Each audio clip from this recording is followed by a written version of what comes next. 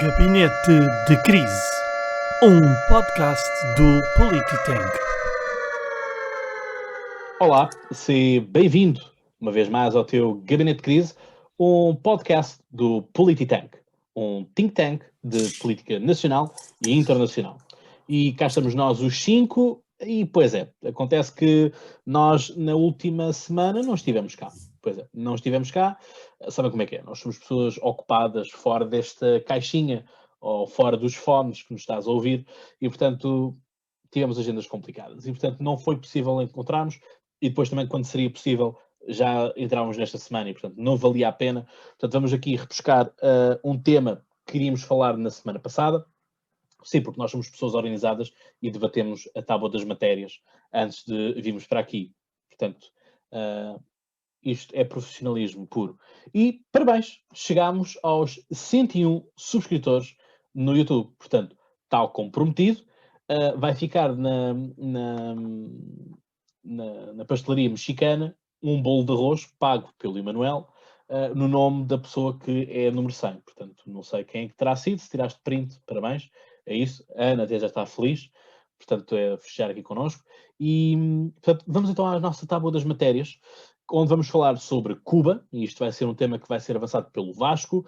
Depois vamos um bocadinho a norte, vamos para os Estados Unidos da América com a Carlota, para a questão dos voting rights, desculpem, assim é que é. E vamos depois, também outra vez, para Nova Iorque, com a Ana, para a questão do G20 e esta parte toda dos paraísos fiscais.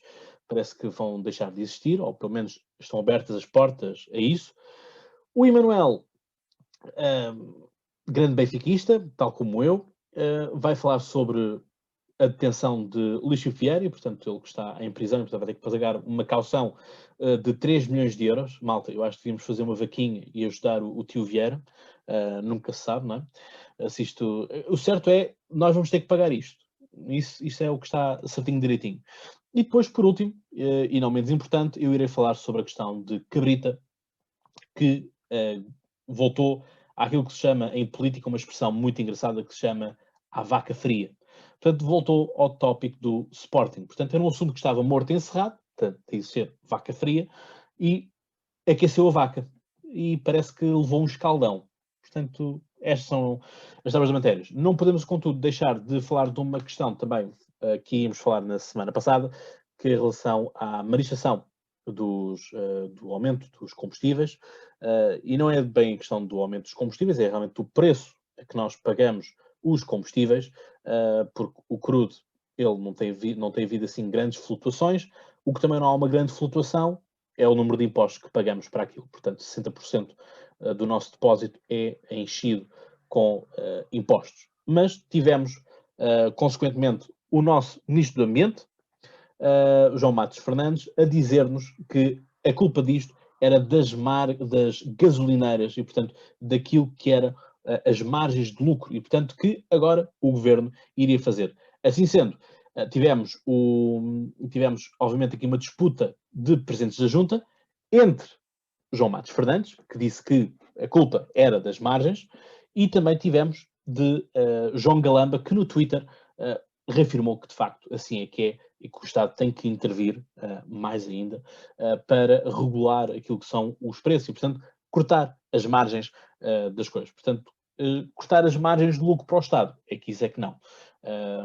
Porque senão não é possível pagarmos a este maior governo da história. Portanto, foi assim os nossos presidentes da Junta.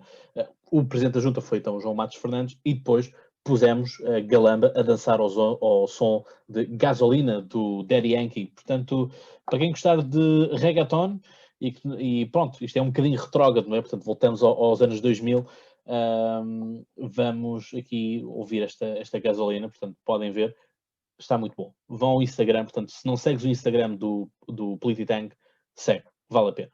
Portanto, não me vou alongar muito mais nas introduções. Comigo está uma vez mais Ana Cláudia Breda, o Emanuel Almeirante, o Vasco Semedo e a Carlota Pinhatela Garcia. E, portanto, vamos avançar para este episódio 14. Faltam 10 episódios para ficarmos 24 horas ligados. Vamos aguentar? Não sei. é um desafio que vais ter que nos acompanhar.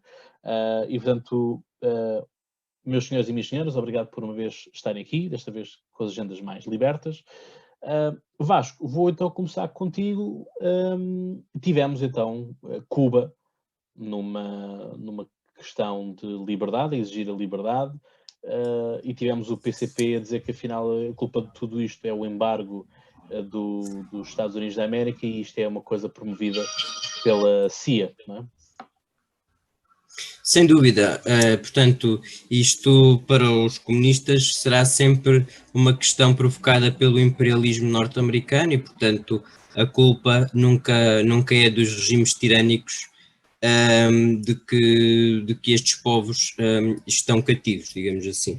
E, portanto, curiosamente, Cuba, tal como nós, chegou a ter a pandemia controlada a uma determinada altura, só que em meados de junho deste ano, estão-me a ouvir? Ótimo. Só que em meados de junho deste ano os casos descontrolaram-se e, portanto, o sistema de saúde colapsou. É óbvio que eles não têm um Serviço Nacional de Saúde como nós, embora em termos de qualificação dos recursos humanos é preciso dizer que têm altos quadros qualificados. Só que os problemas em Cuba têm que ver com a carência económica e, portanto, com a qualidade das infraestruturas em si, porque a nível médico e humano há muito poucos a nível mundial como os médicos cubanos, só que lá está. São as condições de vida e, portanto, as carências de ordem económica que fazem com que essa qualidade não seja transposta para melhores equipamentos e melhores hospitais. E, portanto, também houve uma escassez de medicamentos, um aumento da inflação e, portanto, o clima económico em Cuba foi-se arrastando e agravando ao longo destes últimos meses e, portanto, escassearam recursos básicos, medicamentos, alimentos e a população começou a desesperar. Este foi um dos maiores protestos que nós assistimos nos últimos antigovernamentais, nos últimos 30 anos, que se realizaram em Cuba, e, portanto, aquilo que os manifestantes denunciam é essencialmente a pobreza, a que respondem, a que o governo, em vez de apaziguar o clima, tende a responder com repressão e, portanto, atacando os próprios manifestantes. Ou seja, no fundo, chega a existir uma repressão do próprio governo perante o seu povo, o que em regimes comunistas não é inédito, mas hoje em dia, muito sinceramente, embora ainda estão, a nós deve-nos fazer muita confusão, principalmente porque vivemos num continente maioritariamente onde, embora existam algumas democracias iliberais, o que é certo é que a democracia ainda reina e, portanto, há uma diferença relativamente a este tipo de regimes. Em 2020, ainda continuando nas questões económicas, o PIB cubano encolheu cerca de 11%, é preciso ter isso em causa, e, portanto, a inflação chegou a atingir os 500%, algo inédito.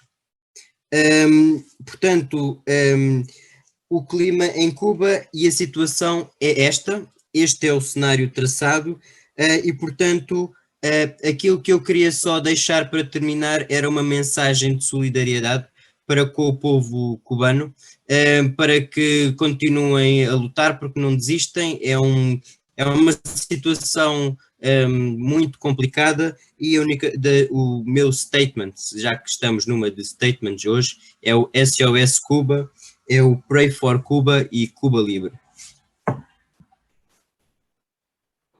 Eu vou juntar mais um, que é Cuban Lives Matter. Exatamente. CLM. Ana. E obrigado, Vasco, claro. Olá. Mas esse statement existe mesmo? Cuban Lives Matter? Não sei, não perdi tempo a procurar, mas se não existe, está criado agora, portanto... Ok. a questão é que se calhar eu como homem cis branco, se calhar não tenho direito a fazer isso. Mas pronto. É o Não pode ser imperialismo criado. ocidental a funcionar. Olá, boa noite a todos. Hum, Relativamente aqui ao caso de Cuba, eu estive a ver algumas notícias onde vi que o presidente cubano começou por afirmar que as imagens, as notícias das manifestações contra o regime comunista são falsas e manipuladas e foram criadas pelos Estados Unidos, que são fake news, basicamente, a tomar um bocadinho o papel que o Trump às vezes também tomava. Aqui relativamente à nossa ação do nosso Partido Comunista, o Partido Comunista veio fazer manifestações contra o embargo norte-americano, ou seja, agora para eles o comércio livre já é bom, como já é um modelo de prosperidade. O Partido Comunista Português veio com a mesma cassete de sempre, não foi capaz de apontar um único defeito àquele regime totalitário comunista que oprime todos os direitos e liberdades do povo. De todos os países do mundo, o embargo é feito por apenas um.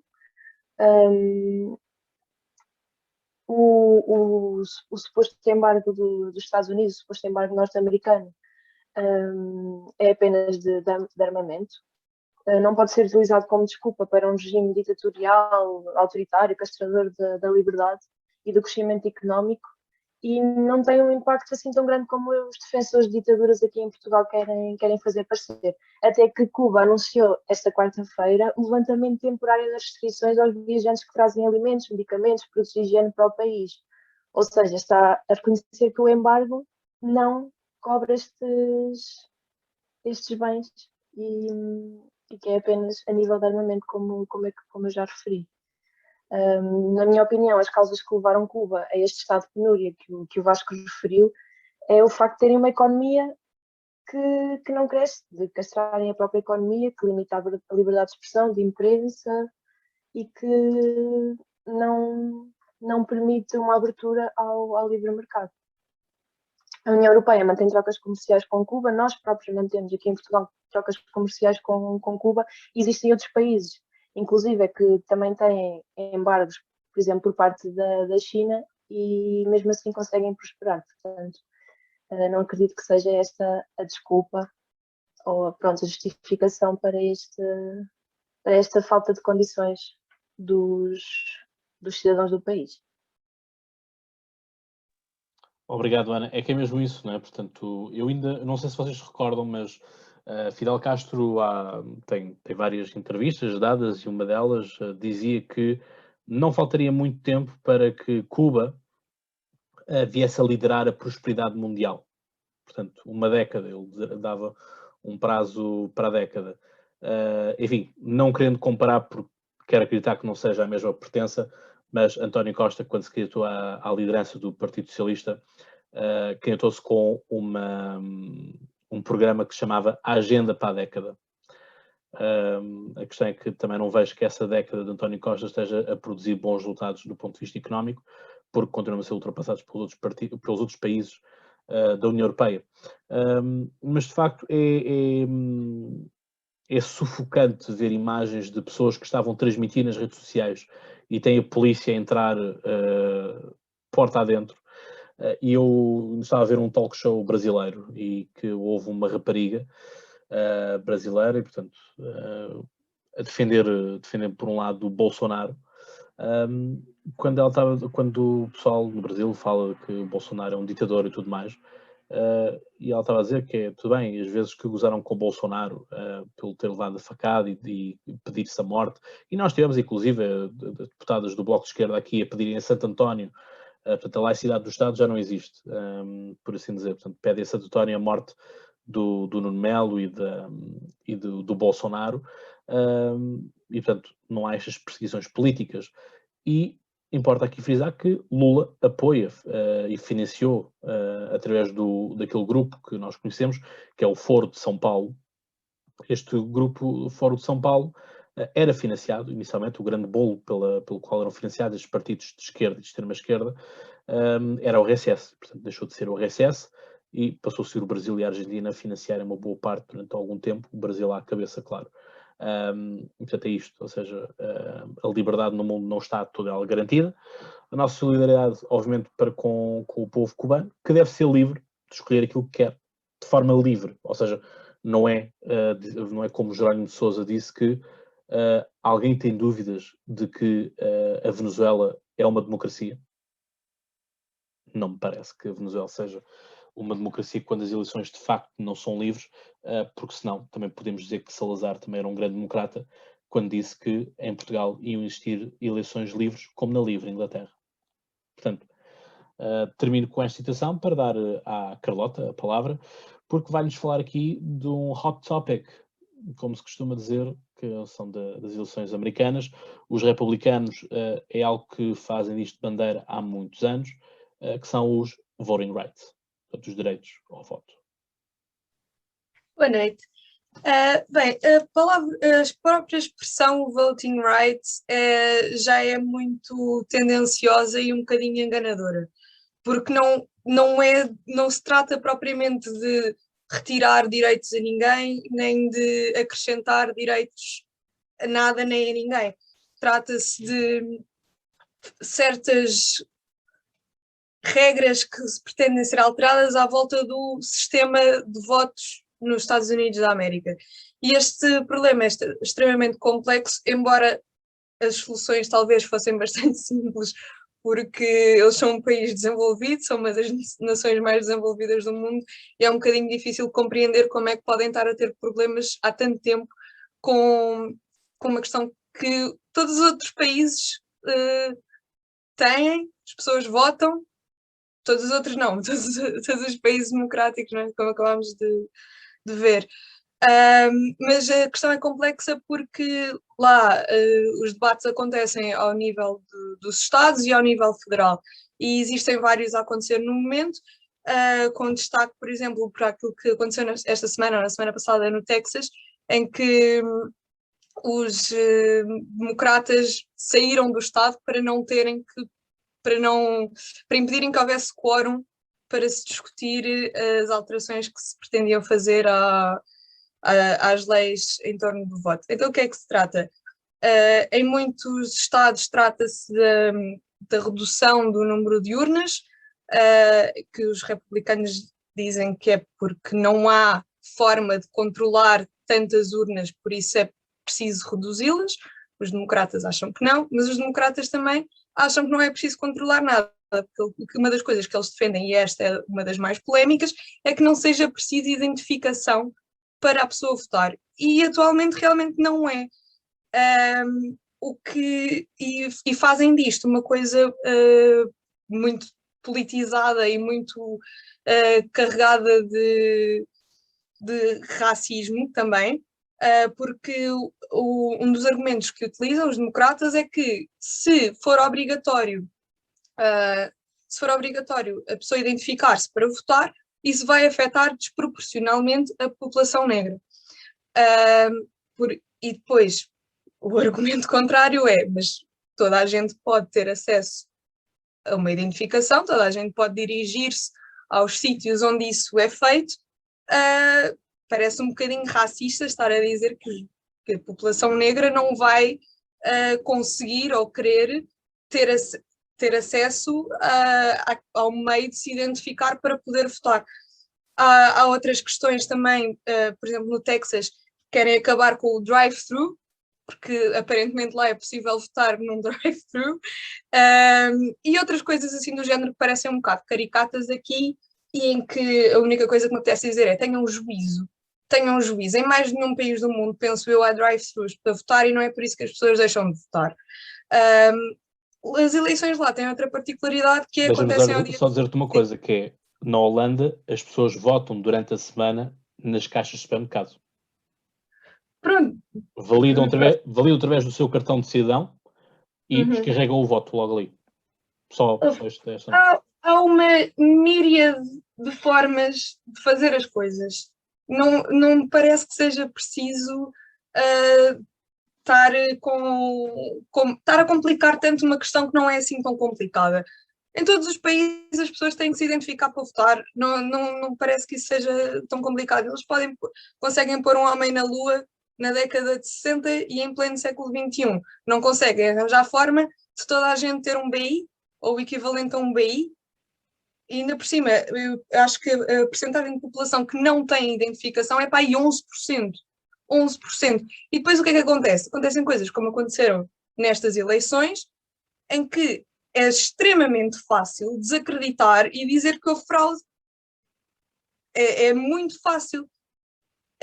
Eu vi vários vídeos em que um dos vídeos era um rapaz que chegou ao sítio onde ia votar, chegou à boca da urna, disse que era o Marshall Mathers, para quem não sabe é o Eminem, e deixaram-no votar como se ele fosse o Eminem. Ele depois acabou por não votar, tipo, diz, esqueci de uma coisa no carro, foi-se embora.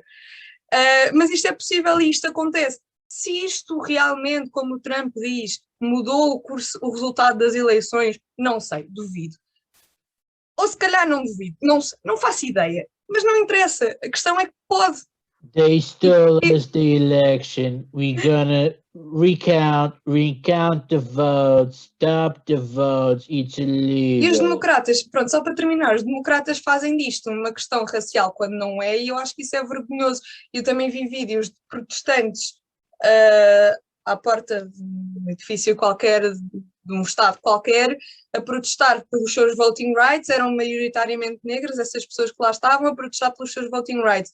Porque uma das coisas que dizem que as pessoas não podem faltar ao trabalho para ir buscar uma identificação. Olha, eu digo que estiveram ali no protesto tinham feito isso.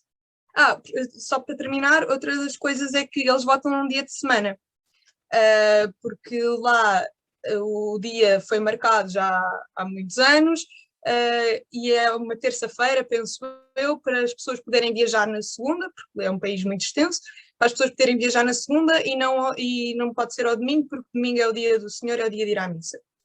Bem, se calhar começavam por aí, começavam por fazer um feriado naquele dia, ou por mudar para o fim de semana, não sei, quer dizer, eu acho que quem quer votar, vota, independentemente de ter que tirar uma folga naquele dia, organizar-se com os seus colegas de trabalho.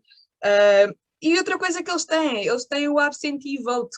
Nós não podemos pedir isso só por acaso, só porque queremos. Eles podem pedir sem justificação nenhuma, não precisam justificar, podem simplesmente pedir. Portanto, quem quiser votar, pode votar. Não tem nada a ver com isto. Obrigado, Carlota. Bom resumo. Eu aqui só quero acrescentar o seguinte, que é uma das questões também levantadas aí pelos afrodescendentes, é a questão de haver uma supressão, uma vontade dos brancos de fazer com que estes afrodescendentes não votem, porque quando tu és condenado à prisão, perde o teu direito eleitoral durante X anos. Ora, ninguém tem culpa que a maioria dos crimes praticados sejam por afrodescendentes ou afro-americanos, ou quer que seja que queiramos chamar, porque isto as nomenclaturas estão sempre a mudar. Mas é uma questão dessa. Um branco também perde os seus direitos ao voto quando assim é. Tem havido bastantes movimentos também nessa questão. É de um paternalismo extremo. Porque... Isso estás a dizer também. É de um paternalismo extremo. Sim. Mas é o que temos, não é? Portanto, são as coisas como são, e eu acho muito piada falarem desta parte do racismo quando na década de 60 e 70 os republicanos lutavam ativamente, portanto eles é que são os maus da fita, os republicanos, quando os republicanos lutavam para que justamente os afrodescendentes, os afro-americanos conseguissem ter direito a voto, eram os democratas que diziam que não, porque eles não tinham capacidades pensantes para tal. Portanto, viraram o jogo, é isso. Depois também continuam a achar que eles não têm capacidades pensantes, não conseguem não cometer crimes e não conseguem ir buscar uma identificação. É isso que eles acham. Só pode. Sim, e realmente acho um paternalismo brutal, porque é um pouco isso, como a Carla estava a dizer, de metem um homem na lua e conseguem descobrir, conseguem ouvir todas as coisas, conseguem fazer golpes de Estado noutros países, mas não conseguem de facto fazer isso. Foi com algum paternalismo também que vi por parte da Kamala Harris, mas a Kamala Harris, enfim, aquilo também acho que já se arrebentou toda. Quando enfim, dizia que todas as pessoas que quisessem entrar nos Estados Unidos da América eram bem-vindos, mas depois tem aquelas declarações a dizer do not come. don't do the path, do not come. Enfim, é surreal, mas desta vez foi a questão de nós não podemos obrigar as pessoas, nem toda a gente tem Xerox em casa, e ela usou mesmo a palavra Xerox. Portanto, nem toda a gente tem fotocopiadoras em casa e não podemos. As pessoas no interior dos Estados Unidos da América não têm fotocopiadoras.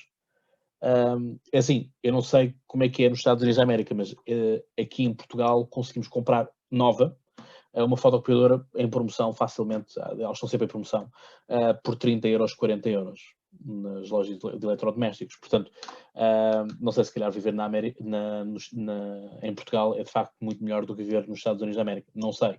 Mas a questão é que isto é um gaslighting completo, porque um gaslighting, porque aquilo que nós temos é um paternalismo que é, por um lado, o Estado é que tem que cobrir isto tudo, por outro lado, não, o Estado não se quer meter na vida das pessoas, que isso é que é o papel dos republicanos, que são tradicionalmente liberais e conservadores e tudo mais, mas é sempre a ideia de que o Estado abstém-se, o Estado não vai lá para dentro, e portanto não tem nada a ver com isto. Portanto, acho um pouco que há um plot twist qualquer, não sei. E Manuel, o que é que tu tens a achar sobre isto? Queres ir para os Estados Unidos da América, tipo Texas, coisa assim de género? Eu acho que a Carlota iria adorar no Texas, porque, enfim, certamente iria andar de restaurante em restaurante à procura do melhor molho barbecue, sempre. Eu adorava, está na bucket list. Não sei porque é que disseres de Texas, se calhar achas que eu sou um hillbilly, mas pronto, tudo bem, opiniões. A questão é, não, fora de brincadeiras, porque o assunto é sério. Eu acho que não, isso que tu fizeste agora, não concordo muito, puxar o argumento histórico de que foram os republicanos que lutaram. São outros tempos, outras mentalidades, ainda bem que lutaram, ainda bem que as pessoas podem votar, devem todas as pessoas poder votar. Como é óbvio, estamos todos seres pensantes, uns mais que outros, mas isso não nos inibe de votar, não é? Esta é a primeira ideia que eu queria deixar. Há mais problemas, queria deixar aqui 2 pontos diferentes do que a Carlota disse, para não estar a repetir o que ela disse. Há outros 2 problemas que têm a ver com os que ela falou ali de raspão, os absentee ballots, portanto, que também é um problema grave, porque os absentee ballots nem sequer têm que ser requisitados, portanto, são mandados aos magotes para todos. Há também um espírito de Jeová em que os recenseadores vão casa a casa perguntar se o senhor quer votar, o senhor quer votar, vai votar em quem. Há também a suspeição sobre os poll voters, portanto, as pessoas que estão a contar os votos, que alteram votos, se alteram votos, se têm essa capacidade ou não, e eu acho que isto só favorece os discursos dos lunáticos, tudo isto. Portanto, isto resolvia-se com uma coisa muito simples, que era um cartão do cidadão. Toda a gente tem, acabou. Pronto.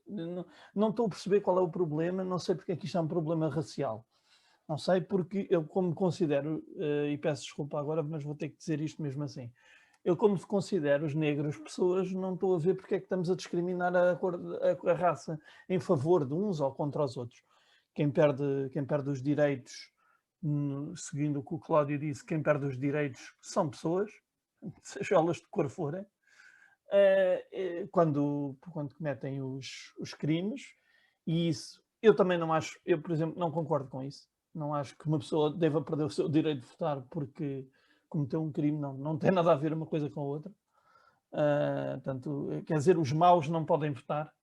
Isto é uma mentalidade um bocadinho Marvel demais, até para os Estados Unidos. Outra coisa que eu queria deixar é que, pelo que vi, há montes, eu vi isto no site do governo dos Estados Unidos, há muitas maneiras de te identificares, com birth certificates, com social security cards, com bank statements, com utility bills. Podes te identificar com a conta da eletricidade, com o extrato do banco. Não tem que ser a carta de condução ou um passaporte. Portanto, há 1000 maneiras de nos identificarmos. 1000. Coisas que aqui nem sequer são aceitas. Portanto, e por isso... Mas isso é parte do problema, porque eles agora querem que seja como uma identificação que tenha uma fotografia. Não, sim, eu ia dizer isso. Agora, ok, desculpa. Não foi mal. O problema é a tal fotografia. Isto resolve-se, como eu disse, quer dizer, não estou a perceber, e eu acho que estão a fazer de propósito, para ser mais uma questão, para lançar, para dividir a América mais uma vez. E, infelizmente, os democratas não souberam mais uma vez lidar com o problema de forma decente e entraram no jogo político e, portanto, fizeram essa coisa muito democrática que é, se a gente não lá tiver, ninguém fala sobre o assunto. E depois sou obrigado a concordar que, afinal, não sei se são os republicanos os mais antidemocráticos. Pronto. E eu não sou propriamente apoiante do senhor Trump, nem dos republicanos, mas realmente há coisas que, como é que dizia outro, não há nada como realmente. E, portanto, os factos são os factos e eu acho que a verdade é que se toda a gente for tratada de forma igual, toda a gente terá igual direito. Isto não é uma coisa muito complicada de perceber. Agora, como é que se faz isso a nível estatal? Parece-me que é o maior problema, é a nível estatal, cada um tem as suas regras. Talvez unificando as regras. Seria uma boa maneira de começar. Eu sei que a mentalidade norte-americana não é essa.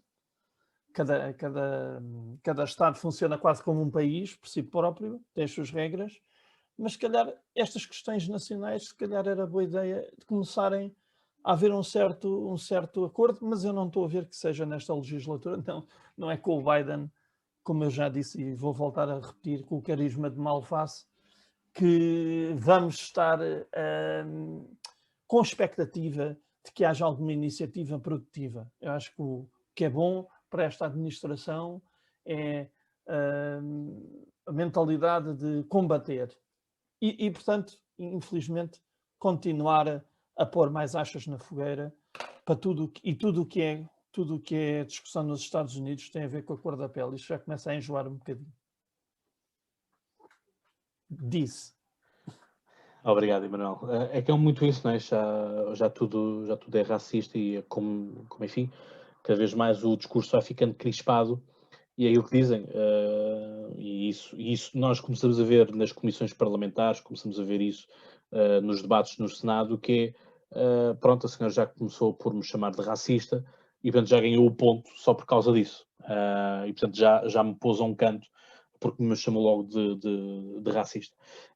É muito estranho, mas a questão, deixa-me só aqui falar uma coisa muito rapidamente, também para enquadrarmos, para percebermos o quanto isto é profundo. Por exemplo, quando são as corridas internas para se ganhar a nomeação do partido para se concorrer a presidente dos Estados Unidos da América, quer seja nos republicanos, quer seja nos democratas, cada Estado tem uma forma diferente de atribuir os seus votos. Ou seja, temos Estados onde é urnas, e portanto a gente vai lá votar. Temos lá outros Estados em que se chama, ou seja, faz-se um apelo, quase tipo, imaginem aquela cena dos Simpsons, não é? Que tem lá o Mayor a falar, e tipo, oh, are in favor, say aye, say no, say nay, coisa assim do género, não é? E o pessoal vota, muitas vezes, tipo, às vezes só pelo barulho que fazem na sala. Portanto, há mais barulho de dizer que sim, então os votos são atribuídos a este candidato. E assim vai. E isto é que é uma parvoíce, porque nos Estados é de uma forma, noutros Estados é noutra, e portanto há formas, isto é o processo de caucus, e este processo de caucus limita muitas coisas. E portanto isto está embrenhado desde sempre. Peço desculpa, porque isso tem várias raízes históricas, não é? Exato. E para nós é uma parvoíce, para eles é só uma tradição. Exato. Depois tens o voto porta a porta, que leva às questões. Portanto, they throw the votes into the trash and they burn it. Stop the election, stop the counting. Vasco. Mas deixa-me só, desculpa. Sim. Não faz mal. Eu já não devia estar a falar. Força. Mas o que eu queria dizer era, o curioso, está a acontecer estas batalhas nos estados onde virou, não é? É muito curioso que isso também seja. Nos outros está tudo bem. Sim. Enfim. Sim, mas é aquela coisa, há aqueles estados que não vale a pena mexer, não é? E há os swing que vale a pena. E os swing são, lá está, é um pouco de tradição, não é? Só vais no swing, não vais àqueles que já estão garantidos. Olha, eu queria que isolassem esta frase que o Cláudio disse, só vais aos swing, tá bom? Pronto, está certo. Bom, uma frase, um grande statement, Carlota, 1-0, ganhei. Melhor statement do que este, não há. Involuntário ainda por cima. Mas bom, aquilo que também é importante nós olharmos para isto é que o próprio sistema de atribuição do número de mandatos, porque lá está, aquilo que nós temos depois são os grandes eleitores e temos estados que valem mais do que outros. Califórnia vale 55, o Iowa vale apenas 6, o Connecticut vale 7, por aí vai, não é? E a Pennsylvania vale 20 e o Ohio vale 18. Nota-se que eu jogo muito aquele jogo, não é? De ganhar a Casa Branca. Mas é isto próprio já está desatualizado, ou seja, há coisas que deviam ser proporcionais em termos de quilómetros quadrados e densidade populacional. Há estados que valem muito e já não têm o mesmo número de população há muitas décadas. E, no entanto, os votos não são porque os democratas não querem abdicar daquele blue state que está sempre garantido, portanto não mexe, e portanto acabam por entrar compactuam com isto porque os republicanos também têm aquele red state que também não vai mudar. Mas vemos que, por exemplo, o Texas já está a ficar pintado mais azul. Era algo que não se estava à espera. O Alabama também está a ficar mais azul. E é isto. Vasco, agora Porque a sim. malta está toda a fugir da Califórnia. Porque o pessoal está todo a fugir da Califórnia, que é um swing Agora state. sim. Portanto, esta questão dos voting rights, ou da lei dos direitos dos votos, como nós queremos dizer, é só para dizer que eu, na questão da Carlota, se me tiver aqui a referir a alguma coisa, é que eu fiquei sem conseguir ouvir parte do discurso, portanto vou ter que ouvir depois quando tiver a voltar a ouvir a gravação. Mas esta questão dos voting rights, ou da lei dos direitos de voto, nós não podemos vê-la sem perceber o contexto daquilo que foi, portanto, a divisão norte-sul e, portanto, a questão dos direitos dos negros ao voto, mas também há a questão da segregação racial e, portanto, há a visão de que haviam grupos claramente que achavam que os negros não tinham as mesmas capacidades do que os brancos, o mais conhecido deles talvez seja o Ku Klux Klan, e portanto que promoviam formas discriminatórias e de divisão, acreditando naquilo que era o darwinismo social, não é? Portanto, o racismo visto como uma forma de darwinismo social, não é? Portanto, em que a segregação era vista de acordo com as leis da natureza, da forma como eles, portanto, viam essa situação.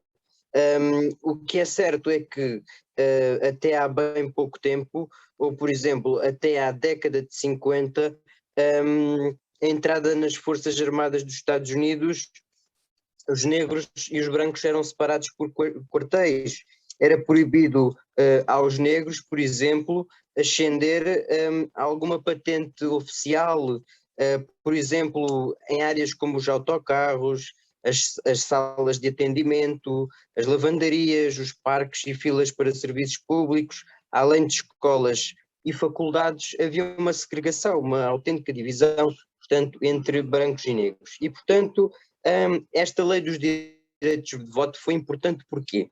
Foi importante porque colocou fim a uma série de práticas eleitorais discriminatórias decorrentes precisamente desta segregação racial nos Estados Unidos. E, portanto, isto foi uma forma de acabar com as práticas discriminatórias.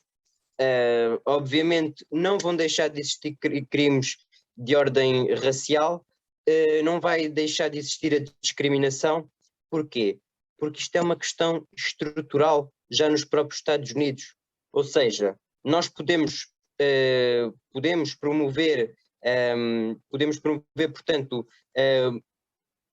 leis que não discriminem, mas não podemos promover aquilo que é o cerne da discriminação.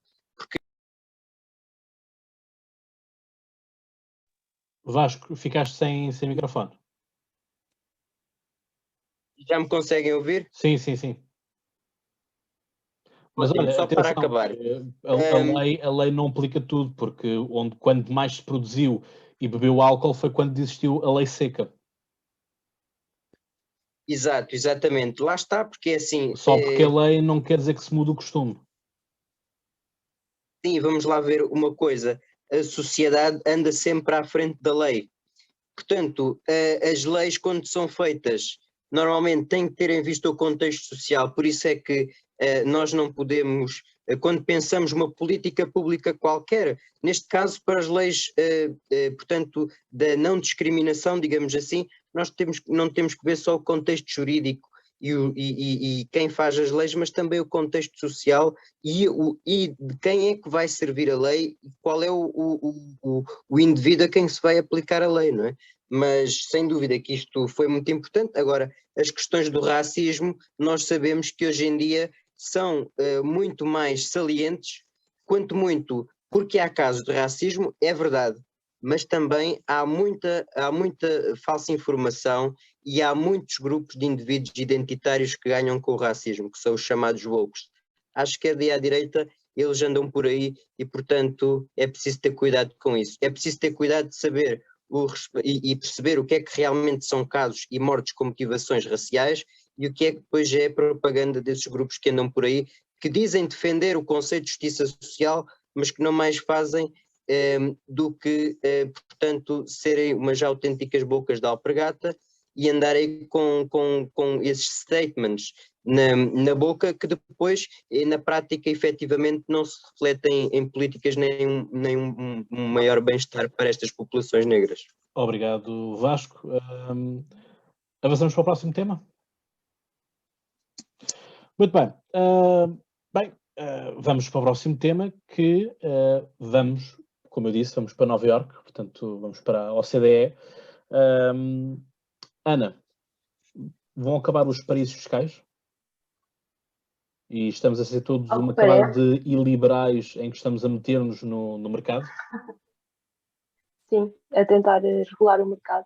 Ao que parece está a ser discutida e tem sido discutido primeiro pelo G7 e agora pelo G20 a proposta da implementação de uma nova e única ordem tributária mundial, onde querem implementar uma taxa mundial mínima de IRC de pelo menos 15%. São regras, não é só este IRC, são outras regras também de tributação das empresas transfronteiriças para travar ou tentar travar o desvio de impostos para países com tributações mais baixas, os chamados paraísos fiscais. Com este patamar mínimo de IRC, aquilo que foi referido foi mesmo tentar travar que as grandes multinacionais más de fita, como a Amazon, a Google, Facebook, ou outros gigantes como estes, paguem essa taxa mínima independentemente do local onde estão estabelecidas. Não sei se isto será uma forma de gerar um sistema fiscal mais equitativo, onde estes países vão deixar de receber parte dos lucros através dos impostos gerados pelas empresas destes países. Não sei se irá erradicar mesmo o caso dos paraísos fiscais, uma vez que nem todos os países estão de acordo. O caso da Irlanda, que é considerado um paraíso fiscal, onde sedes destas grandes multinacionais está presente, a Irlanda não concorda com a implementação desta nova tributação. No caso desta lei ir para a frente, eu não sei se terá implicações na empregabilidade, não sei se estas empresas vão manter as margens para terem tantos trabalhadores e infraestruturas, não sei se irão aumentar os valores dos serviços, não sei se o consumidor irá ser prejudicado no final disto tudo. Na minha opinião, esta questão pode criar algumas complicações para as autoridades fiscais de todos os países, até dos países que tinham que eram chamados os paraísos fiscais, e também poderá pôr um bocadinho em causa a soberania dos países. Portanto, não sei até que ponto é que será bom ou mau. Deixei aqui aberta esta questão. Bem, isto aqui depende muito dos posicionamentos que cada pessoa tiver, não é? Se é mais libertário, no sentido de ser uma coisa muito mais tipo fuck the feds, não é? E portanto que se lixem também as limitações, mas a questão é que tinhas realmente sítios, e continuas a ter, porque há sempre forma de darmos a volta à coisa, em que basicamente eram brincadeira para as empresas, não é? E nós vimos o problema que também na altura foi com a Apple e a Irlanda, não é? Portanto, recordam-se disso, e também que foi uma das coisas que contribuiu para a crise que também a Irlanda teve na época, não é? E, portanto, houve também muitas empresas a saltarem fora, e portanto isso também acabou por contribuir um bocadinho para o fundamento da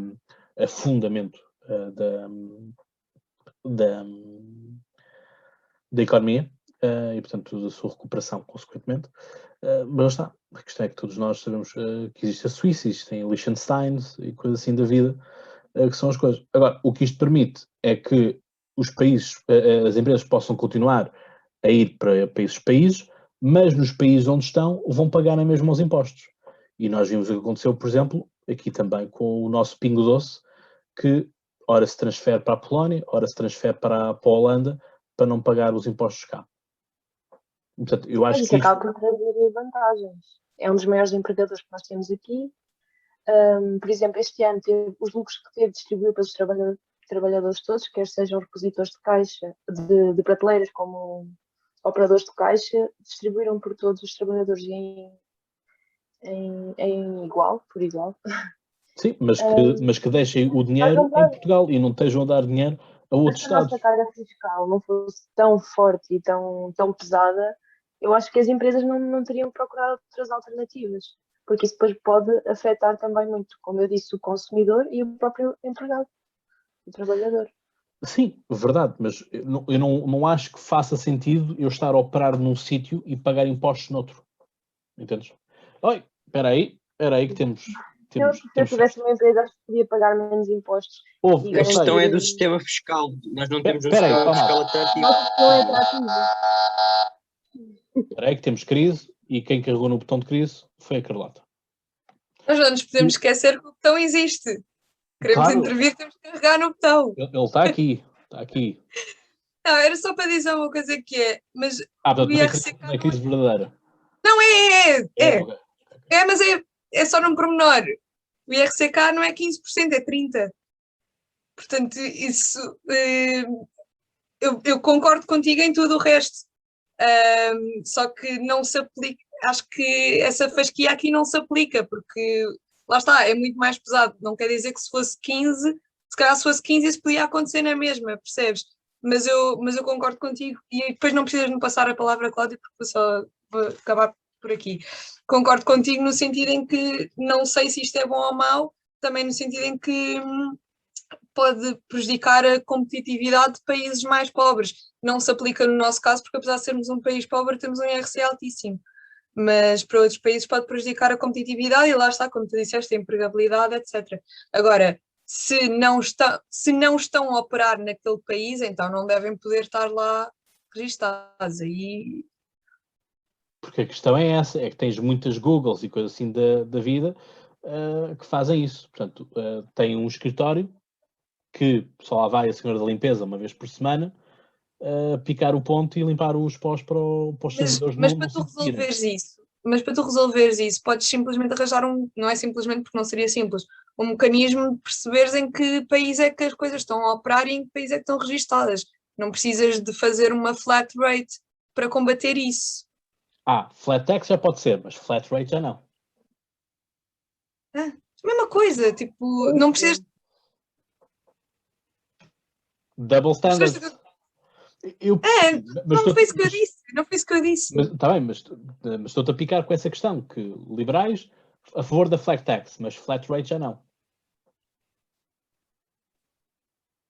Não estou a perceber onde é que tu queres chegar.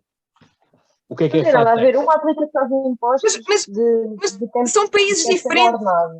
Sim, então, mas o IRC continua a ser um imposto.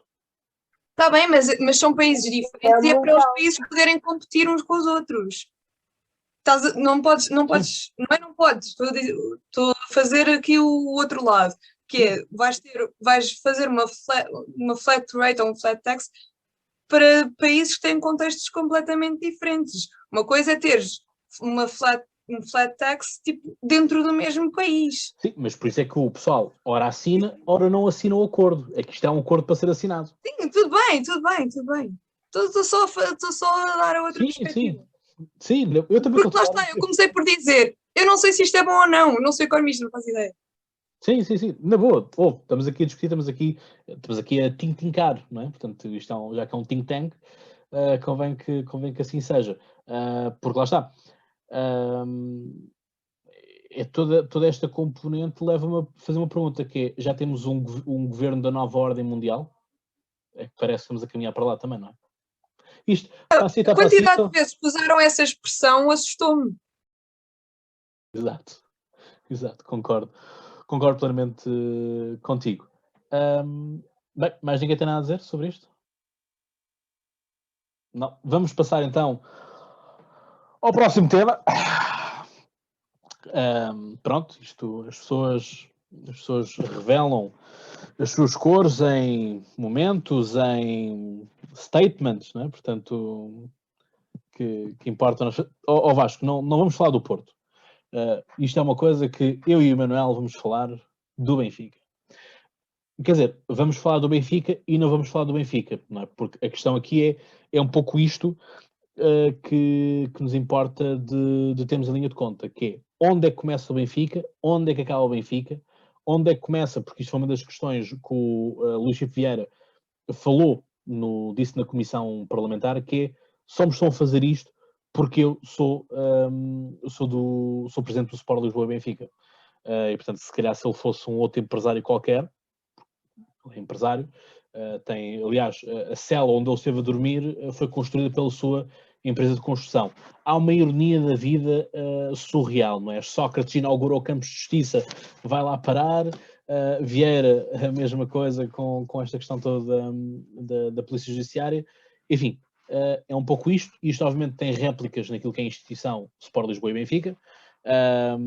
Temos um presidente, entretanto, o Luís Chico Vieira já se demitiu, portanto, já entregou a sua carta de demissão, porque ele estava suspenso, presente suspenso, se ele quisesse voltar, voltaria. Temos agora Rui Costa a assumir as coisas.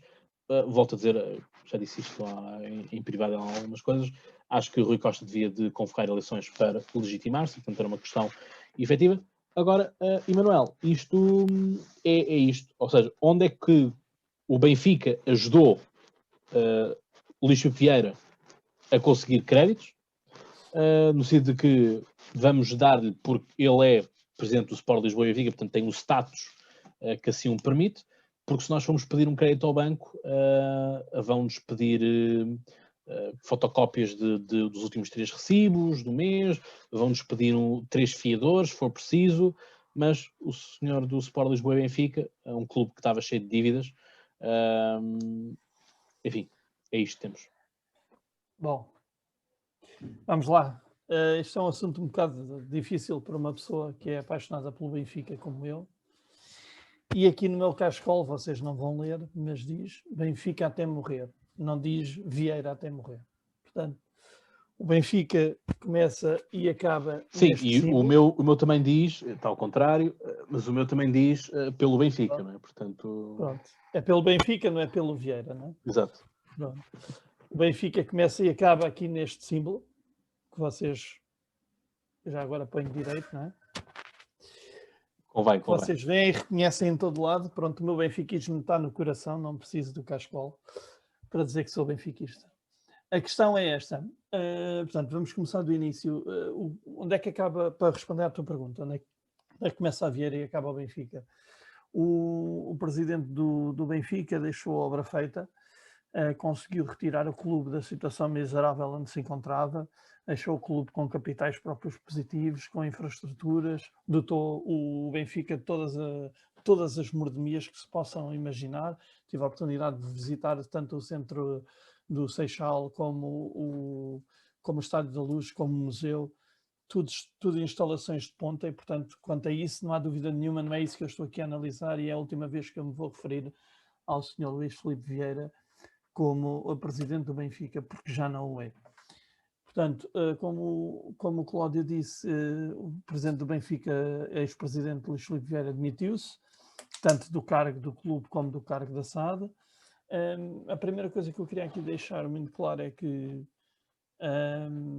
acho que decorreram as coisas conforme os estatutos e o Rui Costa, também para responder à outra questão, já sinalizou que o Benfica irá para eleições antes do final do ano. Portanto, é isto que tem que fazer um presidente legítimo numa democracia, legitimar-se através do voto, não há outra opção.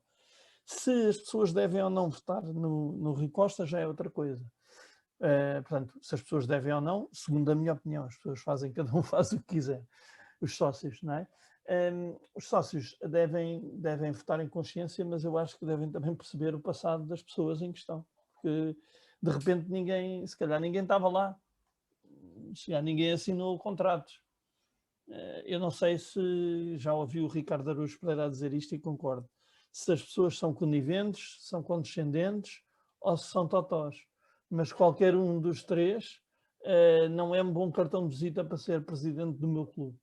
Portanto, não estou a ver, gosto muito do Rui Costa como jogador, deu muitas alegrias, mas isto é uma coisa demasiado grave e tem responsabilidade, porque há responsabilidade paralela, não é? E as pessoas são responsáveis, as pessoas que estavam na SAD, e nomeadamente também o Rui Costa, são responsáveis pelos atos da SAD. Agora vamos ver.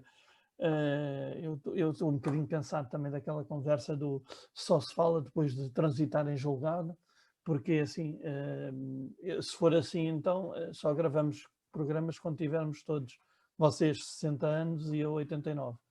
Portanto, eu vou falar do que conheço. Portanto, foram libertados todos os arguidos mediante cauções diferentes, 3 milhões para o Vieira, 2 milhões para o seu amigo Rei dos Frangos, 600 mil para o filho do Vieira e 300 mil para o Bruno Macedo, também é um agente de jogadores ligado, quer a Porto, quer a Benfica, enfim. E tudo isto vai ser julgado. Aqui o que me parece importante dizer, e deixa-me recorrer aqui à minha cábula, é que estes crimes são graves, tanto o crime de abuso de confiança, burla qualificada, falsificação, fraude fiscal e branqueamento, mas o que é mais grave nem se tem nada a ver com o Benfica. O que é mais grave é que tem a ver com tudo o que tem a ver com o novo banco, tudo o que tem a ver com o chairman do Banco de Fomento, tudo o que tem a ver com essa parte da vida pessoal do senhor Luís Filipe Ferreira Vieira. E, portanto, segundo as informações que eu li na comunicação social, a dívida ascendeu a determinada altura a 760 milhões de euros. Portanto, eu vou deixar um segundo para vocês pensarem, se conseguirem pensar em 760 milhões de euros. Uma pessoa. Pronto. E a coisa mais grave é que, e referindo-me também ao que o Cláudio disse, é que este modus operandi já vimos com o João Berardo. Portanto, reestruturação atrás de reestruturação, com 7 créditos e mais créditos. Portanto, quanto mais dinheiro. A lição a tirar daqui é para todos vós, para a Carlota, para a Ana, para o Vasco, para o Cláudio, é quanto mais dinheiro vocês tiverem de um banco, melhor. Porque depois o banco não vai ser capaz de vos cobrar e para não registar a imparidade vai-vos emprestar ainda mais. Portanto, esta é a lição de economia que eu queria dar hoje, não sendo eu especialista em coisa absolutamente nenhuma. Mas acho que esta lição de economia nós já conseguimos tirar deste modus operandi do pessoal da banca e das coisas mais graves que eu ouvi, tive a oportunidade de ouvir a Comissão Parlamentar de Inquérito ao Luís Filipe Vieira, foi ele a admitir que era testa de ferro do Ricardo Salgado. Não é uma coisa que a gente todos, não, vocês agora, por exemplo, não caíram todos da cadeira com esta novidade, não é? Ficaram todos espantadíssimos, como é que isto podia ser? Portanto, ele foi posto lá pelo BES, o BES tinha interesses no Benfica durante muito, muito tempo, e toda esta teia de interesses favorece o não remunerado presidente de clube, mas remunerado presidente da SAD. Portanto, isto é tudo uma série de processos que levaria aqui 15 dias a explicar e que eu não tenho tempo nem disposição para o fazer.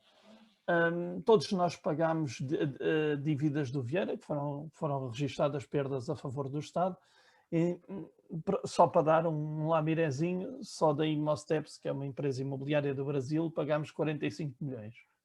Pronto, portanto, cada vez que forem ao BES, se calhar Vocês dizem, em vez de pedirem o dinheiro emprestado, dizem, olha, dá-me aí o que é meu, eu já paguei, dá só aquela parte que era minha, podes-me dar.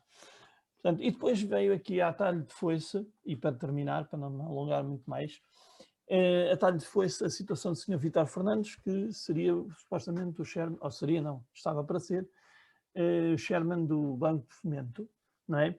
Foi implicado no caso por alegadamente ter inside information, deixem-me usar esta expressão em estrangeiro para ficar mais bonita, e estas inside information nos levaram depois a que houvesse uma série de investimentos e negócios para compra e recompra da tal dívida da Imosteps, por parte de testas de ferro do Sr. Luís Filipe Vieira, nomeadamente o seu amigo, o Rei dos Francos, não é?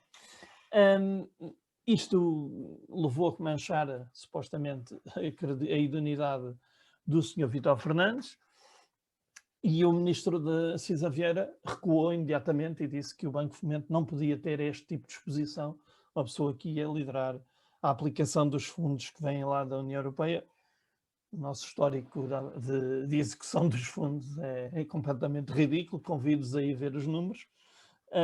Tem melhorado, mas tem melhorado porque começou pessimamente desde o tempo do falecido, o vivo mais morto do mundo, no professor doutor Aníbal Cavaco Silva. E, portanto, vou deixar aqui uma pergunta, ou duas perguntas, de um lado e do outro da questão, que são as duas perguntas que eu queria deixar à vossa consideração. Será isto vergonhoso porque passou no crivo de idoneidade do Banco de Portugal, apesar destas ligações? Ou é ridículo que o governo vá atrás de suspeitas improvadas sobre esta personalidade, deixando, tanto falando agora só do Sr. Vítor Fernandes? E já agora gostava de dizer que, porque acho importante que os nossos espectadores, os que nos ouvem e os que nos veem todos, portanto, idoneidade, eu fui consultar ao Primeira e diz que é uma qualidade de ser idóneo, a aptidão adquirida pela prática. Bom, eu gosto de palavras, portanto, a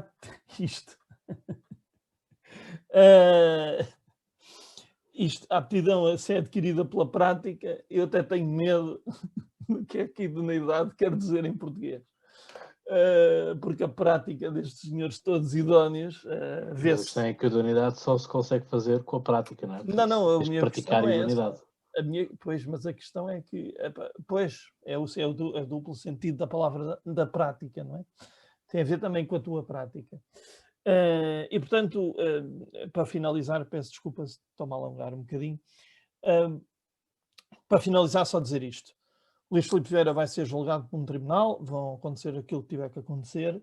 Se ele é culpado, espero que o condenem, se ele é inocente, espero que o libertem num lugar comum, mas que, sobretudo, espero que esqueça que foi alguma vez presidente do Benfica. Que se esqueça. Porque no Benfica já vivemos demasiadas vezes esta história. Já começa a ser um bocadinho ridículo. Vale Azevedo. Tantas vezes aqui na mesma... Vale Azevedo... Por isso é que desta vez tiraram o passaporte ao Luís Vieira, senão iria para a casa do outro. Mesmo do próprio Damásio, o fraco presidente que Vilarinho foi. Enfim, podíamos estar aqui o dia, a noite toda, não vou fazer isso às minhas queridas colegas, nem ao Vasco. Portanto, olha, a única coisa que eu queria dizer para como final, o meu statement hoje é viva o Benfica. Viva o Benfica, camarada, estou contigo. É um pouco isto, não é? Portanto, tudo isto, obviamente, que atrapalha aquilo que é a moral de um clube. Isto, obviamente, a própria política de contratações de jogadores vai ter implicações e até precisa arrumar a casa para se poder continuar, não é? Por assim dizer. E pronto, é mesmo isto. O pessoal não faz outra coisa senão andamos a apanhar bonés desta malta. Há aqui uma questão que eu, no entanto, quero deixar aqui uma nota pessoal, que é em relação às comissões de inquérito. Eu acho muita piada, e aqui vai também para um pouco de incoerência por parte da Iniciativa Liberal, em que acham que é importante os deputados fiscalizarem e, portanto, fazer as comissões parlamentares, e, portanto, devem fazer as perguntas porque são representantes da nação, isso, como tal, tem que ser criadas as comissões de inquérito, mas quando é para trazer, por exemplo, o hacker Rui Pinto, invertem o argumento e dizem que não é função do deputado investigar, inquirir, que sim é função do tribunal. Senhores deputados, decidam-se, afinal, o que é que vocês querem. Só aquilo para que vos dá jeito e dá likes fáceis nas redes sociais é que serve, e depois aquilo que já é mais complicado já não se quer. É isso?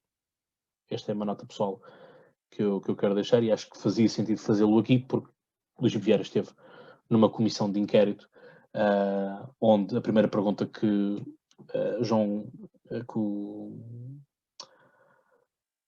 que o João Coutinho Figueiredo faz é como é que se fica em terceiro lugar, ou como é que não se perde depois de ter feito 100 milhões de euros de investimento em contratações. Acho que era escusado. Mas ele aí depois pediu desculpa, Cláudio. É importante dizer isso. Pá, eu sei, eu percebo. Vasco, queres que eu te insulte e peça desculpa depois? Sim, é verdade, é verdade. Pronto, mas, então estamos conversados. Eu acho que o arrependimento, o arrependimento no mínimo é um gesto nobre, não é? Porque Pronto. há muitas. Desculpa, eu acho que esse ponto. Eu acho que é raro ver isso num deputado. Admitir mas é raro, mas já está a começar a ser repetitivo. Peço desculpa por isso, peço desculpa por ter aprovado uma lei e afinal quero voltar atrás com ela, já começa a ser também demasiado.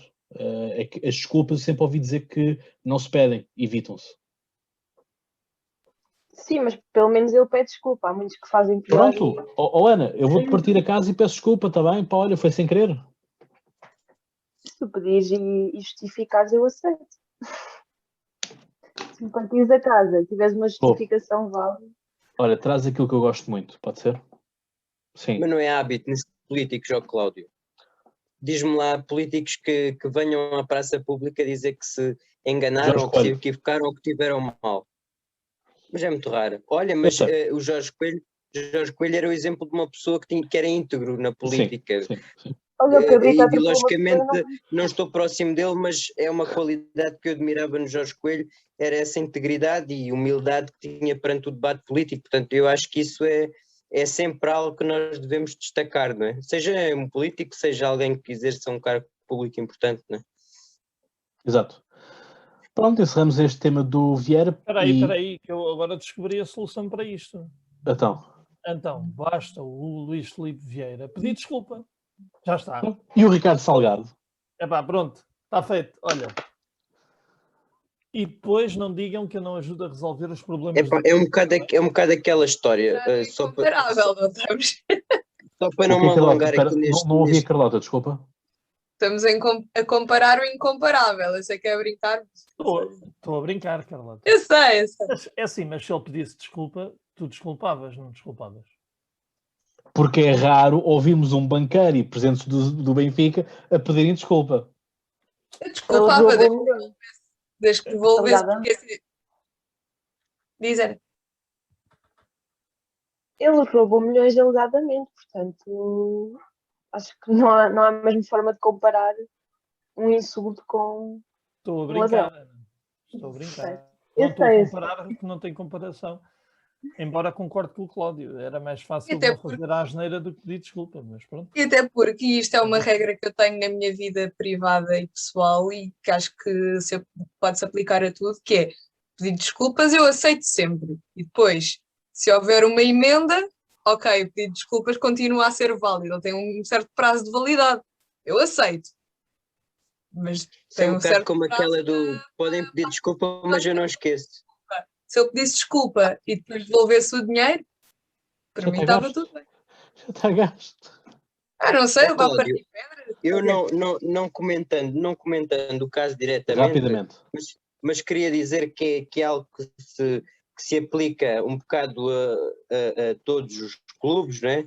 É que é assim, os jogadores passam, os dirigentes passam, mas o que é certo é que os clubes permanecem. Isto é uma frase clichê, mas é verdade, porque é assim, é verdade que todos eles fazem parte da história dos clubes, não é?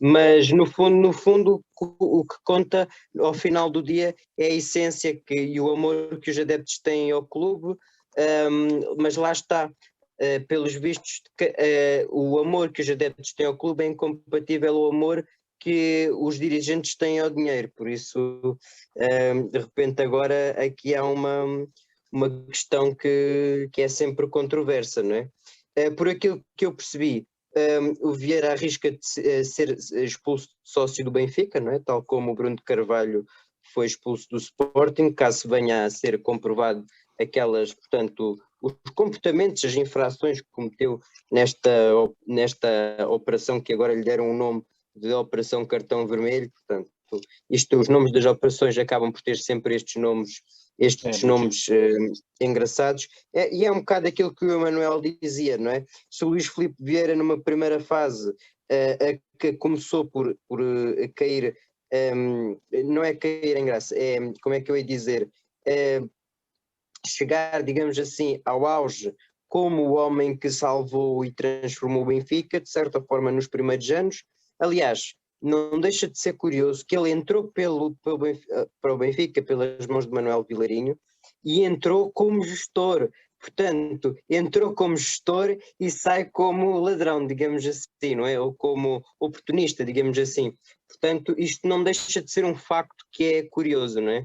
Entrar-se como gestor e depois sair-se como presidente, que de certa forma desviou dinheiro e é um dos maiores devedores do novo banco, não é? E, portanto, as coisas são o que são, e, portanto, o que interessa, no fundo, ao fim do dia, não são os presidentes, é o número de títulos que têm os clubes, é o prestígio que têm os clubes.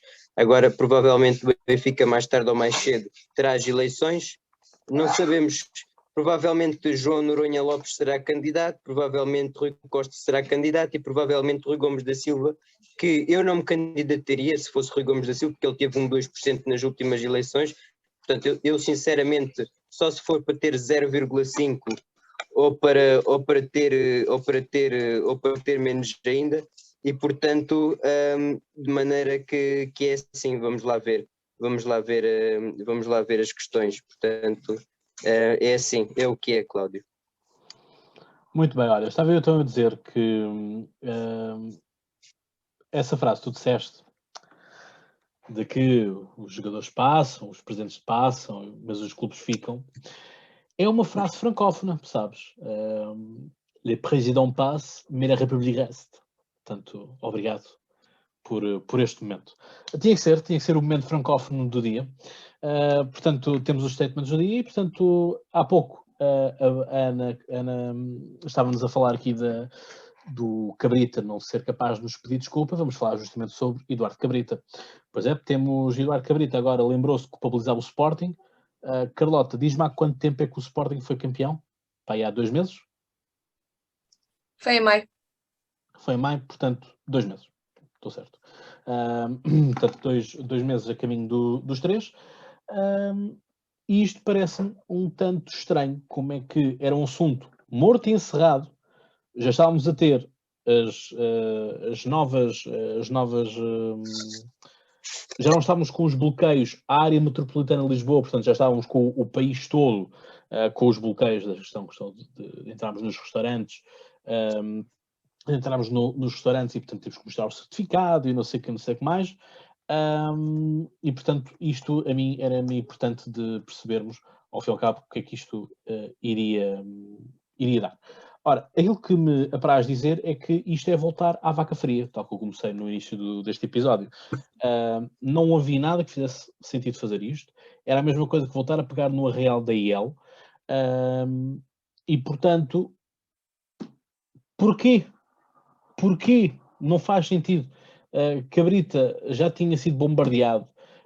Eu, na minha conta pessoal do Instagram, usei uma citação inteligentíssima na grande série que eu tanto gosto, House of Cards, para mim a melhor série de todos os tempos, com o Kevin Spacey, que foi cancelado, mas papel sensacional quanto Frank Underwood, em que ele diz que quando estás a ser comido, mata e dá algo ainda mais fresco. Portanto, se estamos numa polémica, temos que ser capazes de desviar esses holofotes de nós para passar a pôr uns holofotes de outra coisa qualquer. Portanto, imaginem que no início, Eduardo Cabrita, vamos assumir que isto tinha acontecido agora, portanto o Sporting era campeão, tínhamos tido aquilo tudo, e ele fazia agora uma revelação qualquer de que, quando recebeu a pasta de Ministro da Administração Interna, enfim, tinha tido já uma socialista, a Constância Urbano e Sousa, mas que Miguel Macedo, por exemplo, que tinha sido Ministro da Administração Interna de Passos Coelho, tinha posto lá um problema qualquer no Ministério. Isso poderia fazer algum sentido porque voltaria-se com fantasmas do passado, etc, etc. Neste momento não faz sentido nenhum. E, como uma polémica com Cabrita não vem só, ele faz esta polémica com o Sporting, e o Sporting faz um ricochete no seu comunicado, e é um ricochete bem mandado, e nós conseguimos depois olhar para aquilo que eram as declarações que tivemos pelo Secretário de Estado da Juventude e Desporto, João Paulo Rebelo, que disse: nós estamos em conversações com o Sporting, estamos a preparar a festa, e já íamos com um mês antes do Sporting ser campeão, basicamente, 1 ou 2 meses antes. Portanto, as coisas estavam assim encaminhadas desta forma. Eduardo Cabrita vem dizer que o Sporting, afinal, não cooperou, o Sporting vem dizer que sim, e como se ainda não bastasse, afinal de contas, o Sporting fez uso abusivo daquilo que era o direito à manifestação, né? E, portanto, agora vamos rever a lei sobre a questão do direito à manifestação. Portanto, eu, honestamente, assim, eu começo já a ficar um pouco em paranoia, porque este governo parece que está a querer limitar as liberdades. Vocês sabem que eu não acredito em teorias da conspiração e acho que já disse isto também em episódios, mas o Grand Reset parece que está mesmo a acontecer. Porque também podemos, nós, cidadãos, não te rias, Emanuel, que isto é um assunto sério, porque nós, isto vai tipo um pedacinho em pedacinho. Primeiro é a Carta dos Direitos Humanos na era digital. Portanto, o pessoal já não vai poder protestar nas redes sociais porque isto é desinformação. Depois é agora esta coisa de revermos, afinal, esta parte toda de direito à administração.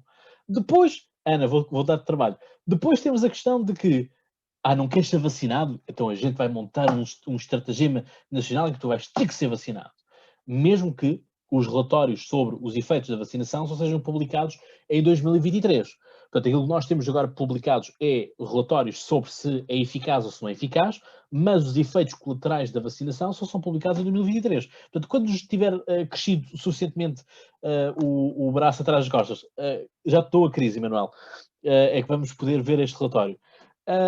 E depois temos um estado de emergência que foi banalizado a torta direito. Portanto, estado de emergência. Mas depois não temos estado de emergência, estamos em estado de calamidade. Portanto, como estamos em estado de calamidade, podes pôr mais um dedo, exatamente, 5. Como estamos em estado de calamidade, podemos fazer coisas que depois, enfim, temos pessoas coitadas, como o Emanuel, que ao fim de semana agora anda a aturar constitucionalistas de meia tigela, de pessoas agora que se lembraram que afinal que tem uma Constituição. A minha Constituição, por acaso, está aqui, está sempre aqui presente. Portanto, lá está. Não faz sentido aquilo que também anda-se aí um excessivo com...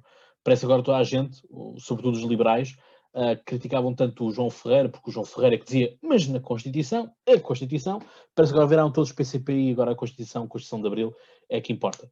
E como o prometido é devido... Bem, já temos duas crises. Vamos tocar a primeira para o Emanuel. E vamos tocar a segunda para a Carlota, claro. Isto fala-se liberais, a Carlota tem que logo vir em defesa da dama. Emanuel, força. E eu agora, como sou um grande cavalheiro, vou deixar a Carlota falar primeiro, antes de carregar já no botão de crise assim que ela abre a boca. Obrigada, e agora vais ficar surpreendido que a minha crise era do Cláudio ter dito: já te dou a crise, Emanuel, e não se calar, porque quando somos nós que estamos a falar, ele carrega logo no botão. Não, que é para isso que ele serve, é para ser carregado. Sabes bem que isso não é verdade. Sabes que eu deixo sempre as pessoas procurarem concluir o seu raciocínio. Eu estava no último quinto ponto de explicação. Portanto, e como que sou eu quem tem o botão na mão? Pois é, depois o governo é que é ditador. Claro, então, eu sou um aprendiz. O exemplo vem de cima, não é verdade? Mas força. Muito bem. Carlota, tu era só isso, é isso? A tua crise era só... Era, Ok. E o Manuel? era. Acho que nunca tivemos uma crise tão fácil. Eu queria agradecer o apoio da bancada parlamentar da Carlota e, portanto, este governo tem pernas para andar. Enfim, Cláudio, tu que estás a dizer aí, estás a enumerar uma série de factos sem conexão uns com os outros e aproveitar isso para dar a tua perspectiva aureliana. O que eu gostava era que vocês ouvissem o Cláudio a falar no dia a dia, porque iam ficar com outra impressão da pessoa que ele é. És tu próprio? Sou eu És tu próprio, próprio. sim. Mas continua a falar. Obrigado. Pronto. Não, Estava a dizer? gostava muito que ouvissem falar para perceberem que isto é só mais conversa de meia tigela. Porque é Como conversa de assim? meia Onde é que eu tigela. estou 5 A coerentes? questão é... Não. Espera, Diz-me onde é que eu então, estou se me 5 deixares coerentes. falar, eu digo. A questão é, não há nenhuma correlação. Primeiro, a incoerência vem da não correlação com esses factos. Portanto, os efeitos da vacina não podem ser estudados antes da vacina ser dada, isso não cabe na cabeça de ninguém, não é? Só os efeitos dos estudos, mas a aplicação real tem outros impactos, que só serão depois revelados a seu tempo, obviamente. Disseste mais o quê? O que é que disseste mais? Mas Tu o que eu falei da desliguei. questão da vacinação é a questão de o Estado ter-nos dito que a vacinação é voluntária, mas está a arranjar mecanismos para tornar obrigatório. Já há muitas vacinas. Esse é o ponto. Mas já há muitas vacinas que o são. Muitas vacinas que tu levas e eu nunca vi ninguém a puxar ninguém por um braço para ir levar a vacina. Portanto, parece-me que estás demasiado francado no teu lado. Não te esqueças, quando entras na escola, todos os anos tens que mostrar o boletim de vacinas atualizado, até nas faculdades. Por isso mesmo. Mas para entrar no supermercado, não. Mas a questão é que, vamos lá ver, portanto, primeiro ponto, já há vacinas que são obrigatórias, não há uma coisa do Covid. Segundo ponto, estamos, ainda não foi declarada a extensão da pandemia, portanto, estamos em pandemia, são regras de bom senso, não me parece, a mim não me parece, mas eu já sei qual é a vossa opinião, é que a mim não me parece que o certificado digital seja uma invasão dos direitos. Acho muito pior, por exemplo, e já agora se calhar vão gostar um bocadinho mais de mim, acho muito pior que obriguem funcionários de restaurantes e de hotéis a serem delegados de saúde pública. Isso sim. Para mim, se queriam aplicar sem informação para tal. Deve ser. São delegados sem informação para tal. Não, como é evidente, eu não disse isso porque é evidente, nós não temos formação, nem devemos ter sequer. Não há uma atribuição que nos calhe. Mas, portanto, estas duas acho que já falei, e tu falaste de mais outra coisa, uma terceira coisa. Ajuda-me. Eu falei de 5. Portanto, para mim é a questão de como este governo está a fazer aqui uma reversão das coisas. A cortar as liberdades aos poucos. Aos poucos e poucos, isto parece que está um caminho. Eu não quero acreditar nisto. Eu não quero acreditar que o Portugal, um país da União Europeia, com um governo socialista, foi um partido que combateu, teve pessoas a serem exiladas. Aliás, o Partido Socialista teve que nascer no exílio na Alemanha. Estejam agora aqui a entrar numa lógica venezuelana. Eu não quero estar a entrar aqui pelo discurso do Chega, mas é quase o que dá vontade. Parece que estamos aqui a fazer uma venezuelização das coisas. Pedacinho a pedacinho vão sendo cortados, tipo, pelas entrelinhas, liberdades e garantias. Pois, ora bem, aí é que está o problema, é que o que dá vontade nem sempre é o que tu deves fazer. Pronto, então é mesmo isso, é mesmo esta a mensagem que eu queria deixar. Às vezes dá vontade, mas a gente não pode fazer tudo o que nos dá na vontade. E outra coisa é que nós estamos cá também para fiscalizar o governo e insurgir-nos, como fizemos com a Carta dos Direitos Humanos para a Era Digital. E estamos cá para o fazer sempre que for necessário. E agora vamos dar a volta ao círculo. Que continuamos à espera da resposta do Presidente da República para quem nós enviámos uma carta aberta. Mas vamos esperar que ele nos responda. Certamente tem mais cartas para ler, quando chegar a nossa, ele há de responder. Ou não, lá está. E portanto, para fechar aqui o círculo e falar agora do meu amigo Gabrita, A minha pergunta da praxe é: o Cabrita já se demitiu? Não, ainda não, não é? Portanto, esta atribuição nova de que o Ministro da Administração Interna tem de saber quando é que nós usamos ou abusamos dos nossos direitos, também não sabia, acho que não vinha no juramento que ele fez. Portanto, as funções que lhe foram confiadas não foram essas, e claramente quem está a extravasar é ele, porque o Sr. Cabrita tem que se lembrar é que ele trabalha para nós e não o contrário. Espera, disse. É isso, já disseste. Ana. Não tenho agora realmente muito a dizer, mas pronto, só queria fazer aqui um apelo para os nossos defensores da democracia e do 25 de Abril, que agora que o Cabrita quer rever o direito à manifestação, continuam caladinhos. E ainda não vi ninguém desse lado manifestar-se relativamente a isto. E acho que o Sr. Cabrita, em vez de andar a rever as parvoíces que tem feito, agora decidiu vir rever um direito democrático e que representa a nossa liberdade enquanto democracia liberal. Acho um bocadinho ilógico. Lá está, para mim, é estes pedacinhos a pedacinhos que me vão assustando e vão-me pondo em paranoia. Emanuel, eras tu que ias falar a seguir, mas acho que já disseste tudo o que te pretendias, certo? Não, sim, claro.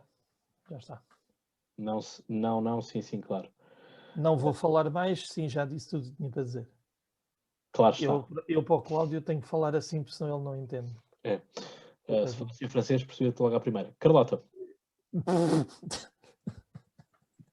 Eu concordo contigo, Cláudio, 100%. Eu também não quero acreditar. Não é por isso. Tipo, eu todas as vezes que defendi os barbecues e afins, eu fiz esta ressalva. Não é por ser um barbecue ou por ser o que quer que seja. O que está em causa é algo muito mais fundamental. E o facto de um ministro achar que pode dizer isto naturalmente, ainda por cima sobre um assunto, isso para mim nem é questão, mas é uma agravante, ainda por cima sobre um assunto que já estava morto e enterrado, em que a culpa foi dele. É gravíssimo supor só que ele pode achar que pode dizer isto sem consequências nenhumas. É gravíssimo saber que isso é verdade, que ele pode dizer isto e não vai haver consequências nenhumas. E depois outra coisa que é gravíssima também, que é, eu tenho estado a notar na atitude das pessoas, que é aquilo que eu faço é sempre aceitável. Aquilo que os outros fazem é que é perigosíssimo. Ainda no outro dia estava a falar aqui com o senhor do restaurante da minha rua e ele dizia o mesmo que o Emanuel estava a dizer: não vou ser eu que vou verificar certificados, não vou ser eu que vou estar a ver se as pessoas estão a fazer os testes bem aqui à minha frente, isso não é a minha função, blá blá blá. E depois às tantas diz assim: não, mas à noite é que deviam controlar, à noite acho muito bem, porque à noite é que andam aí uns grupos. E eu, obrigada, o senhor não serve jantares. Aquilo que eu faço está sempre bem, aquilo que os outros fazem é que é perigosíssimo. E isso, se o Cabrita conseguir, ou conseguisse, aquilo que ele diz que quer... Deixa-me só clarificar aqui um pontinho, que é, eu disse que não tenho formação e não tenho, como é evidente, mas sou obrigado a fazê-lo. Eu faço, mas sei que não tenho atribuições para. Sim, isto é só um... eu aposto que se o Cabrita conseguir levar esta avante, vai haver muita gente que vai dizer que acha muito bem, porque a liberdade tem que ter limites, e isto vem um bocado de encontro a outra coisa. Falaste muito bem da Carta dos Direitos Humanos para a Era Digital. Foi o primeiro pensamento que eu tive também. E eu lembro-me quando era miúda na escola primária, de nos falarem da liberdade de expressão, e da liberdade no geral, e a primeira coisa que ensinam, e isto faz muita confusão, é a tua liberdade acaba onde começa a liberdade dos outros. Faz muita confusão que ensinem o que é a liberdade com base neste princípio, em vez disso ser um complemento, um à parte. Até porque eu acho que a frase para mim nunca fez muito sentido. As liberdades pessoas coexistem e coexistem. E nada, coexistem. Não tem que terminar, a minha liberdade de expressão não termina por tu também teres liberdade de expressão, podemos falar os dois. Convém não falarmos por cima um do outro, porque isso é falta de educação e também ninguém se entende. Mas não é por eu poder falar que tu deixas de poder falar. Portanto, para mim isso não faz sentido. E com a manifestação é um bocado a mesma coisa. O que seria agora vir o Estado decidir o que é legítimo para as pessoas se manifestarem e o que é que não é. É a mesma coisa que o Estado decidir o que é informação e o que é desinformação. O princípio é exatamente o mesmo. E eu estou como tu e acho que isto não prevê nada de bom no nosso futuro e eu acho engraçado nós agora fazemos sempre esta ressalva mas eu não sou de teorias da conspiração. Pá, não tem que ser uma teoria da conspiração. E assim, há teorias da conspiração que estão certas. Existem conspirações, não estou a dizer que é o caso aqui, mas existem conspirações, isto tem que deixar de ser a fasquia para tudo, tipo, eu também não acredito que a Terra é plana. Não, são coisas diferentes. Eu posso apontar coisas, não temos que ser todos teóricos da conspiração por estarmos a apontar coisas. Acho que temos que nos deixar um bocado desse complexo. Sim, claramente é isso, é porque Eduardo Cabrita parece aquele menino que tem a bola, a equipa está a perder e acabou-se o jogo, não é? Ou então está-se a jogar o jogo da glória ou o monopólio. Não, agora as regras não são assim. Portanto, eu, como não estou aqui a fazer, não estou a conseguir juntar as casas todas amarelas e laranjas e vermelhas, agora há aqui uma outra regra. Parece um pouco isto, que é, as coisas não estão ao meu grado, muda-se a lei, as leis podem ser mudadas. Porque isto, por exemplo, não foi problema para o Eduardo Cabrita quando o PCP organizou congressos. Não é? E quando se fizeram festas e manifes, sob o pretexto de que é um evento político. Então, se não havia problema nisso, porquê que o Partido Socialista não fez o seu congresso que estava planeado de ser em maio de 2020? Cláudio, por um motivo muito E, simples. aliás, esse congresso foi realizado. Uma coisa é a responsabilidade dele, a outra não é. Mas ele não é militante, ele não faz parte da Comissão Nacional do PS? Não, mas o problema do Sporting era da responsabilidade dele, portanto, em relação a isso, Pois. ele vai sempre ter que arranjar alguma coisa. Mas as manifestações também são responsabilidade dele. E o 1º de maio é a responsabilidade dele. Pois, Eu acho que o único partido que eu me lembro que fez o seu Conselho Nacional por Zoom, não, por plataformas digitais, não quer dizer que tenha sido por Zoom, ou também foi o CDS. Foi o único que eu me lembro. Posso estar a ser injusto, mas se houve mais algum que me digam. Eu não me recordo, sinceramente. O Bloco de Esquerda não foi um Conselho Nacional, mas fez, portanto, um congresso há pouco tempo. Essa questão do Partido Socialista, em princípio, ainda vão fazer o congresso posteriormente. O PCP fez num pior momento da pandemia. Portanto, quando vem falar em responsabilidade.